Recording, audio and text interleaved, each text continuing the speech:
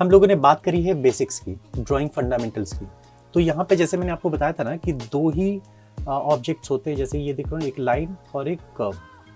पूरी ड्राइंग जो है हमारी इसी दो चीज़ों से बनी रहती है। तो इसमें अभी देखो, ये हो गया स्केचिंग।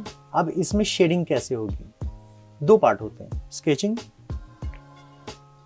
और दूसरी होती है शेडिंग। तो ये जैसे मैंने आपको बताया ना कि किस तरीके से हमें करनी है स्केचिंग। हर चीज, हर फॉर्मेशन जो है ना, स्ट्रक्चर जो है ना, इन दोनों के मिलने से ही बनता है, एक लाइन और एक जो कर्व। अब इसमें शेडिंग भी इसमें ही है, सिर्फ प्रेशर का फर्क है। यहाँ पे देख रहे हो ना, ये हार्ड, मीडियम और लाइट। तो ये जो है ना आपका, जो यहाँ पे क्या करना है हमें, ये जो पूरी लाइन है ना, इसमें हार्ड, मीडियम